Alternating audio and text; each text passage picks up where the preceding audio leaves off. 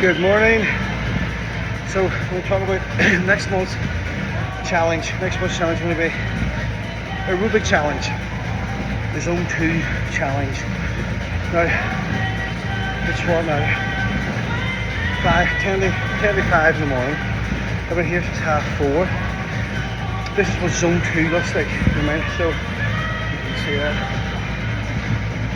Drop down into zone 1. Now, the zone 1, zone 2. That's your aerobic zone. You should be doing about 150 minutes of this a week for optimum health. I know some of you, although you're very good at keeping your 3 resistance sessions, which is perfect, which is good for that for metabolic function, strength, bone density. You've got to think about that aerobic work. Zone 2 and zone 5. Now I usually cover your zone 5. We do that weekly. Sometimes we do weekly for about a month, then we drop into about every fortnight. But I do keep you well on top of your zone 5, especially when we design the circuits or the resistance training that we do so heart rate elevated. The zone 2 training, that's your aerobic training. You should be doing about 150 minutes a week. But we're going to start off the challenge at 90 minutes a week. Right, so that looks like, what does that look like? It looks like about 3 half hours. So if you can add in 3 half hours of zone 2, then you can see the intensity here of zone 2. I'm sweating. I like to keep the hood up and a sweatshirt on. These on those very warm. I like to really sweat out in zone 2. I really like that feeling of sweaty, warm, aerobic training. It doesn't make any difference if you're warming up. I just like it. I just like getting a really good sweat first thing in the morning. Helps you with the fluid. Just makes you feel good. I just like it. But why do we need the zone 2 training? Why does it need zone 5 training?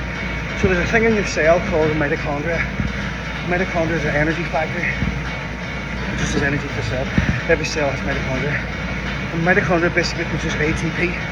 ATP is the energy factory for your cell. Now, mitochondria will use fat for fuel, and it will use glucose for fuel, i.e. carbohydrates. Now, the better your mitochondria functions, the more metabolic adaptive it is. That means that your body can use fat and carbohydrates very efficiently. Now, we all know as we age, especially as hormones change, we become what's called insulin resistant. This means the cell doesn't use glucose very well, doesn't use carbohydrates very well. This is why we start to store body fat, specifically around the belly. So we've got to improve the body's ability to use glucose, also to use fat.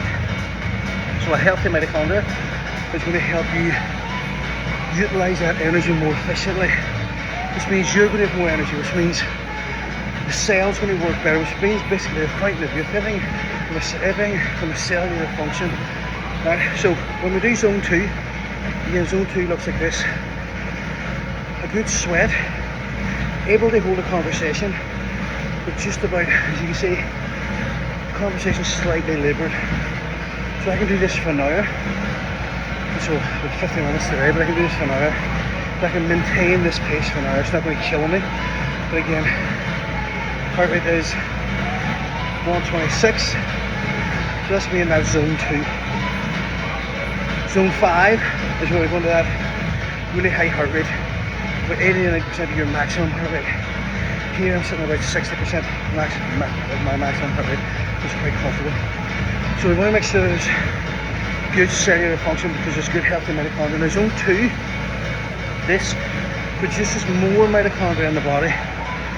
Zone 5 makes that mitochondria more efficient. So we need to do a bit of both. So the body, when we think of your body as a hybrid car. I've explained this before. That in zone 2 we're using electricity. Now the energy demand here is not very high. I can really get the energy sort of pretty efficiently enough to do the movement I'm doing. It's not very fast, it's not very explosive. It's just dipping along, it's a good sweat. But he's on with the Stairmaster. It's a tough workout anyway. So I'm at level 5. Level 5, level 4, level 5. Keeps me in that zone 2 area. So this helps to produce more mitochondria in the cell. more mitochondria, more energy factories, more ATP production. I'm now using fat for fuel, nothing but fat, pure body fat for fuel. Now, whenever I step up into zone 5, the energy demand is very high, so the electricity in the battery won't supply energy quick enough to meet the demand on the body for that high explosive energy production.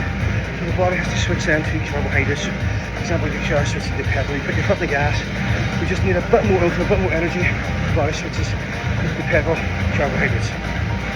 That's called metabolic adaptation. You can switch between energy systems very, very quick and efficiently. So it means that the cells are not going to become insulin resistant, so you use glucose more efficiently, which means you're going to burn body fat more efficiently. But not just that, it's not just a fat burning point, it's about health and longevity. I want loads of energy factors in my cells, and I want them all producing loads of energy whenever I need them, working really, really efficiently, basically, so I can live healthier and live longer. I'll post up a couple more wee videos on zone 2 and zone 5.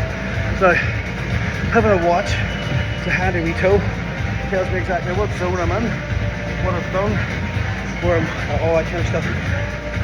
But if you don't have a watch, an Apple Watch or Fitbit, your breathing is terrible. I'm at a pace where I can, with my Stairmaster in my hands, just get a good sweat, but I can hold a conversation. I can do this for an hour. It's not overly taxing. It's tough enough, but I'll do this.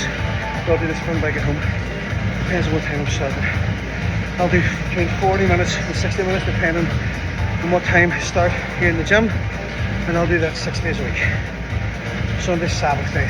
If you train on a Sunday, your body will explode. You're not allowed to. But anyway, so that's our challenge for September.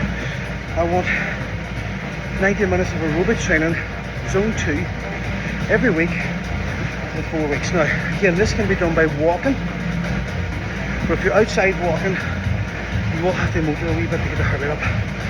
You can do it on the Stairmaster, you can do it on the bike, do it on the treadmill, do whatever you want.